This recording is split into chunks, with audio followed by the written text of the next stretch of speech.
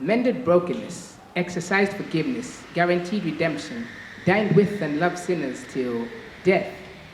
The uneducated he educated by virtue of his influence, the stench-filled, filthy fool plus unworthy he cleansed with fire and the spirit. See, he did not care what one wore, as deep as the world goes, deep within their hearts, he saw.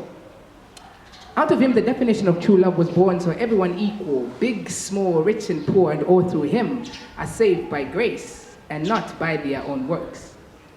Now, let's talk about suits and ties, because I know you're itching to know what all this is all about.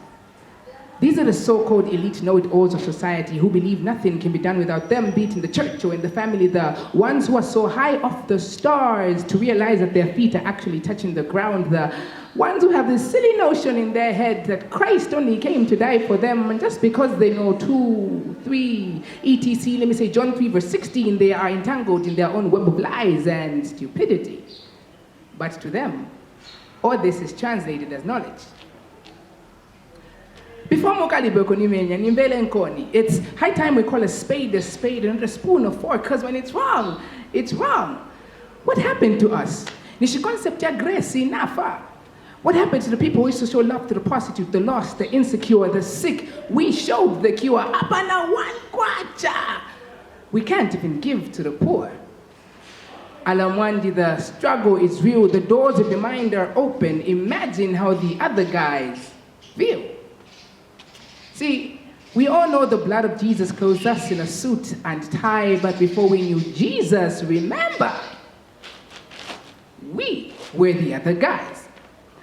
See, reminisce on the times that you felt alone, built a house for two, dated sin, and she became your cornerstone. Those moments you mistook lust for love, flirted with death, cheated on it with unforgiveness. Hate and unforgiveness was a mirage of humanly perfection, depended on yourself, had no care for the man up above. Remember that time you sat down in class?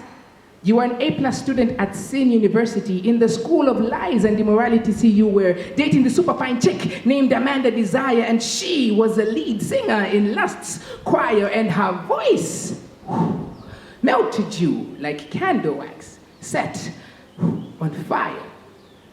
Every night and day she tempted you, and urgently you gave in to hers and your sexual craving while you tore each other apart like ravenous wolves on some deer or antelope. Your definition of a relationship was only but a sheer utter monstrosity. See, you signed a covenant contract deal that made you and her inseparable like a bee to its honey. I think we had enough of them flashbacks, so I'm gonna grab the hammer, put the nail in place, and hit it on the head. See, mothers, fathers, ons, exes, your bellies, and air quotes around the term goozers. It's high time we start accepting people for who they are, because nobody is perfect, as we have seen by far. Take note. Jesus gives us grace. Stop judging people, because we all have baggage, skeletons in the closet. See, you are not more special than that other guy, brother or sister. God's love is the same, and his sacrifice on the cross is more than enough. See, he's got diamonds in his eyes. In the dark, he saw you sparkle and shine. So past what you had done, clothed you in priceless love, and your life is a story written by his divine hand. And his love, yes, that's right, his overwhelming, never-ending, reckless love endures for all. Suits, ties, and the other guys. Booster swag. God bless you.